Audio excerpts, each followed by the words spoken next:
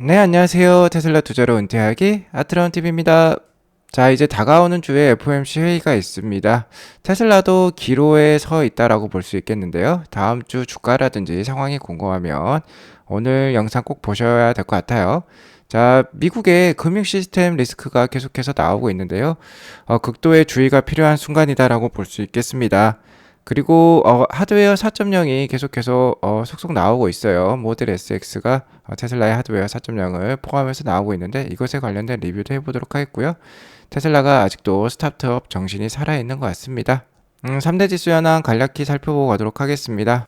테슬라는 금주 금요일장에 2% 정도 하락을 보여주었고요. 나스닥도 0.74% 하락하면서 마감을 했어요. 자, 계속해서 은행발 시스템 리스크가 작용을 하고 있습니다. 미국 실리콘밸리 은행에 이어서 퍼스트 리퍼블릭 뱅크라는 지역 뱅크죠. 자, 이 은행이 파산 선고를 앞두고 있었는데 11개 은행이 300억 불 우리 돈 40조 원을 투입하여 구제하기로 했어요. 아무래도 뒤에 옐런 재무장관과 제이미 다이먼 JP모건 회장이 개입을 해서 조율을 한 것으로 얘기가 나오고 있는데요.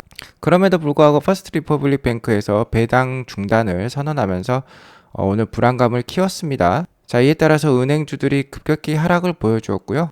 시장 분위기를 침체시켰다라고 볼 수 있겠습니다. 이에 더불어서 웨드부시 증권에서는 현재 퍼스트 리퍼블릭 뱅크가 23불 수준인데요. 목표 주가를 5달러로만 제시를 하면서 더욱더 시장 불안감을 키웠다라고 볼 수 있겠습니다. 자, 뒤이어서 이제 전문가들이요. 이런 작은 은행들 살리려다가 큰 은행들에게도 위기가 올 수 있다. 그러니까 전이 위험이 확산될 수 있다라는 발언이 나오면서요. 2008년 금융위기 재현을 경고하고 나섰는데 다시 한번 시장의 분위기에 찬물을 끼얹었다라고 볼 수 있겠고, 자, 이에 따라서 안전자산 선호 현상이 급격히 상승하고 있어요. 2년물 국채 금리가 한때는 5%대까지도 올라갔는데 이제 3.8%대까지 내려왔습니다. 자, 현재 10년물 국채 금리는 3.4%대를 보여주고 있는데 이제 그 장단기 금리 역전 현상이 그래도 그 갭이 좀 줄어드는 모습이에요. 한 40bp 정도로 지금 줄어든 모습입니다. 한때 이게 100bp까지 올라갔었죠. 안전자산 선호 현상에 따라 채권 가격은 올라가고요. 그에 따라 채권 금리는 떨어진다라고 볼 수 있겠고, 유가 역시 위험 자산이라고 볼 수 있겠죠. 안전자산 선호 현상에 따라 유가 역시 급격히 낮아지고 있습니다. 66%까지 내려왔어요. 테슬라 역시 위험 자산이기 때문에 안전 자산들에 비해서 오늘 2% 이상 하락하는 180불 정도로 마감을 했고요. 일목균형표를 보면 테슬라의 박스권 상황의 이미지를 잘 알 수 있습니다. 최근 2주 정도 하락세의 움직임을 보여주면서 지금 데드크로스가 나온 상황으로서 한 160불에서 190불 사이에 작은 박스권의 모습을 지속해서 보여줄 것으로 판단이 들어요. 자, 투자에 참고하시기 바라겠고요. 최근 1개월간의 업종별, 종목별 등락률을 보면요. 안전자산 선호 현상이 주식시장에도 충분히 나오고 있다는 거 우리가 확인해 볼 수 있습니다. 대부분 경기에 민감한 업종들은 이 아래 단에 위치를 하고 있어요. 대부분 빨간색의 모습을 보여주고 있죠. 뭐 에너지라든지 부동산이라든지, 자, 파이낸셜 그러니까 금융이라든지 이런 자산들은 대부분 경기에 민감한 업종이다라고 볼 수 있겠네요. 대부분 빨간색을 띠고 있어요. 다만 최근에 급격한 구조조정을 단행을 하면서 수익성 향상을 꾀하고 있는 미국의 빅테크 기업들, 마이크로소프트, 구글, 메타와 같은 기업들은 상대적으로 한 달간 선방을 보여주고 있습니다. 여기에 더불어서 최근 반도체 영역에서는 바닥을 딛고 계속해서 오르고 있는 모습인데요. 이에 따라 엔비디아랑 AMD는 10% 이상 좋은 상승률을 보여주었습니다. 자, 테슬라, GM, 포드 역시 경기에 민감한 카메이커 자동차 생산 업종이기 때문에 지금 한 달간 좀 안 좋은 모습을 보여주고 있다고 볼 수 있겠어요. 특히 엔비디아랑 테슬라는 같이 올라가고 같이 하락하는 그런 모습을 많이 보여주었는데 최근에 이렇게 상반되는 모습을 보여주고 있다는 건 주목해볼 필요가 있겠다라고 판단이 됩니다. 자, 이렇게 경기 민감 업종이 어려운 이유는요. 역시 경기 침체 우려감이 엄습을 하고 있기 때문입니다. 자, SVB 은행 파산 그리고 퍼스트 리퍼블릭 은행 파산 선고가 나왔는데요.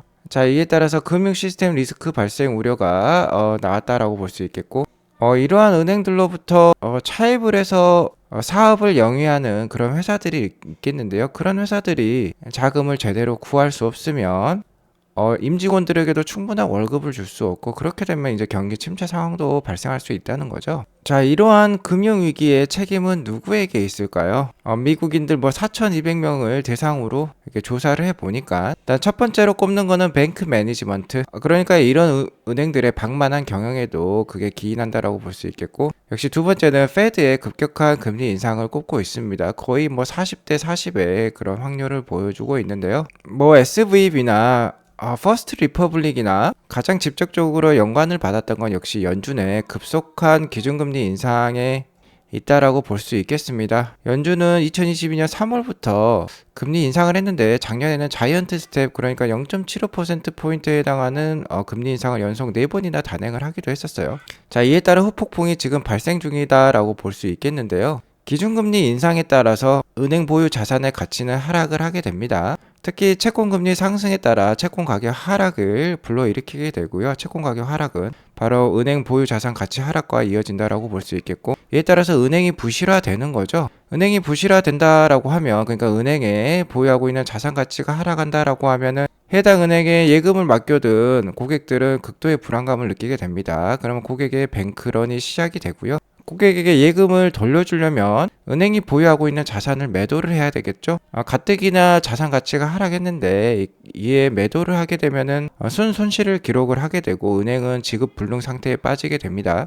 이에 따라서 은행이 파산을 하게 된다는데요. 퍼스트 리퍼블릭 같은 경우는 11개의 대형 은행들, 뭐 JP 모건이라든지 시티라든지 뱅크 오브 아메리카에서 도와준다라고 하는데, 이런 대형 은행들도 이런 작은 은행들 여러 개를 도와주다 보면요, 자기도 파산할 수 있다는 거죠. 친구 보증서 주다가 파산하는 경우가 우리가 옛날 뭐 7, 80년대 많이 보기도 했었는데요. 이것과 뭐 비슷한 상황이라고 볼 수 있겠습니다. 은행의 전반적 시스템 리스크가 우려가 된다라고 볼 수 있겠어요. 자, 그러면요, 이제 중요한 건 연준의 스탠스라고 볼 수 있겠습니다. 아무래도 최근에 금융 리스크는 연준이 처리한 것이라고도 볼 수 있습니다. 자, 이에 따라서 3일 앞으로 다가온 FOMC의 성명이 중요할 것 같은데요. 기로에 서 있는 시장이라고 볼 수 있겠어요. 역시 최종 금리 수준이 중요할 것 같고, 역시 파월 연준 의장의 발언이 중요할 것으로 판단이 됩니다. 만약에 파월 연준 의장이 최종 금리 수준을 뭐 5% 이상 이제 올리긴 힘들겠다, 작금의 금융위기 리스크 발생 우려를 감안했을 때 최종 금리 수준도 낮아지고 금리 인상 속도도 저하될 수 있다라는 듯한 매파 발언이 아닌 비둘기파 발언을 하면요, 시장은 크게 환호하면서 반등을 보여줄 수 있고, 자, 아니다, 현재 금융위기 리스크가 있긴 하지만 고용이라든지 물가 상황이라지 아직 안정화되지 않았다, 그러니까 계속해서 지속적인 금리 인상이 필요하고 우리는 물가 인상 등에 더 주목을 할 필요가 있겠다라는 듯한 발언이 나온다면 시장은 다시 한번 하락 분위기에 접어들 수도 있겠습니다. 나스닥 일봉 차트를 보면 기로에 서 있다라는 것을 우리가 확인해 볼 수 있는데요. 나스닥은 최근 4일 반등 후에 금요일장 1일 정도 하락을 보여주었습니다. 단기적으로 상단 추세성 저항에 추가 하락을 맞았다라고 볼 수 있겠는데요. 아무래도 이번 FOMC 발표를 전후로 해서 상당 추세선을 뚫고 올라갈지 아니면 저항을 맞고 내려와서 11,000선 정도까지 하락할지는 역시 FOMC 회의에 달렸다라고 볼 수 있겠습니다. 연준의 향후 행방에 대해서는 CME 패드 와치에 따라서 우리가 어느 정도 예상을 해볼 수 있겠는데요. 자, 어제까지만 해도 연준이 5%대 초반까지 금리 인상을 하고, 그러니까 앞으로 2번 정도 베이비 스텝의 금리 인상을 하고 6월 달부터 이제 금리 인하에 돌입하겠다라는 확률이 가장 컸는데요. 오늘 확률을 보니까 아무래도 좀 더 최근에 금융 리스크가 감안이 된 것 같습니다. 연준 앞으로 3월 22일에 한 차례만 금리를 더 인상을 하고요. 그것도 베이비 스텝으로요. 5월 달부터는 금리 동결에 들어가고 6월 달부터 금리 인하에 들어간다는 시나리오가 또 한번 제시가 되고 있어요. 즉 연준은 이제 5% 이상 금리를 올리기 어렵다라고 지금 시장에서는 판단을 하고 있습니다. 어쨌든 전반적으로 보면 올해 한 하반기부터는 뭔가 완화 기조가 나올 수 있을 것 같아요. 그러니까 상반기만 좀 더 잘 버틴다면요, 하반기에는 좀 더 괜찮은 주가 흐름 기대해 볼 수도 있을 것 같습니다. 테슬라는 역시 징크스가 있는 거예요. 무슨 날 이후에는 주가 움직임이 좋지 않아요. 테슬라의 투자자의 날은 3월 1일에 있었습니다. 3월 1일에 나스닥과 테슬라를 비교해 보니까 나스닥이 약 4% 정도, 한 20일 정도 상승을 할 때 테슬라는 한 20일간 한 12% 정도 하락을 보여주었어요. 다시 한번 이러한 징크스가 어느 정도 입증이 되었다라고 볼 수 있겠고요. 다만 이러한 징크스와 관련 없이 테슬라는 기술적으로도 계속 발전하고 있는 모습입니다. 최근에 한 한 3월 달부터 이제 하드웨어 4.0이 포함된 모델 SX가 지금 출시가 되고 있는데요. 이를 리뷰해 보신 실제 사용자들께서 역시 비보 좌회전 같은 이런 게 개선이 된 것 같다라고 얘기를 하고 있어요. 하드웨어 3.0에서 4.0 업데이트에 따라서 카메라의 차량 시야가 개선이 되었다라고 합니다. 또한 미국뿐만 아니라 이 하드웨어 4.0이 포함된 모델 SX가 유럽에서도 이제 판매 승인을 받고 이제 판매가 될 것으로 판단이 되는데요. 실제 하드웨어 4.0을 이 포함된 모델 S를 운행해 보신 사용자님께서 이 사이드에 있는 리피터 카메라가 상당히 발전이 된 것 같다라고 얘기를 하고 있어요. 카메라 시야가 개선이 됨에 따라 비보 좌회전과 같은 이 비보 회전 구간에서요, 크리핑이 많이 줄어든 것 같다, 많이 기어갈 필요가 없다라고 얘기를 하고 있습니다. 주저함이 많이 줄어들었다는 거죠. 자, 이 사진을 보면 잘 알 수 있는데 이 사진과 이 사진을 비교해 보시기 바라겠습니다. 현재 이 사진은 뭔가 화면에 시야각이 좀 더 좁은데요. 이는 하드웨어 3.0이 포함된 모델 Y라고 볼 수 있겠고, 좀 더 시야각이 넓어졌죠. 이는 하드웨어 4.0이 포함된 모델 S이기 때문에 이런 시야각의 차이가 벌어진다라고 볼 수 있겠습니다. 이런 가로 시야각의 차이가 개선된 비보 좌회전을 할 수 있는 성능을 만들어낼 수 있다는 것이죠. 하드웨어 4.0을 스펙을 살펴보면요, 코어가 12개에서 20개로 늘어나면서 속도가 2배에서 4배 정도 빨라졌다라고 하고, 카메라 해상도 차이 방금 보셨죠? 1.2메가픽셀에서 5메가픽셀로 넘어갔다라고 합니다. 그러니까 좀 더 자세하게 볼 수 있고요. 고화질 레이더를 다시 도입한다라고 합니다. 아무래도 카메라만으로 좀 어려운 경우가 있는데 이때는 레이더를 쓸 필요가 있다라고 볼 수 있겠고요. 레이더에는 히터도 들어간다라고 해요. 그러니까 눈과 얼음에 따라서 레이더 신호 차단하는 것을 방지할 수 있다라고 해요. 역시 카메라도 기존의 9대에서 12대로 늘어나기 때문에 좀 더 자율주행 성능의 향상을 우리가 꾀해 볼 수 있겠습니다. 또한 테슬라의 스타트업 정신이 살아있다라고 제가 느꼈던 거는요, 테슬라 기가 베를린에서 제공한 한 영상 때문인데요. 테슬라의 기가 베를린의 한 직원이 지금 뭔가 옷을 입고 비장 가구로 슬라이딩을 하고 있습니다. 기가 베를린에 설치된 실제 슬라이더라고 하는데요. 이렇게 지금 실제로 내려가는 모습이 나오고 있습니다. 진짜 실제로 설치된 모습이에요. 페인트샵에 설치되었다라고 합니다. 이에 기가 베를린에서는 우리는 세계의 지속 가능한 에너지로의 전환을 가속화시키고 있는데 이제 일하는 방식도 가속화한다라고 언급을 하고 있어요. 이 슬라이더를 타고 가면은 뭐 3층에서 1층까지 곧바로 내려갈 수 있겠죠.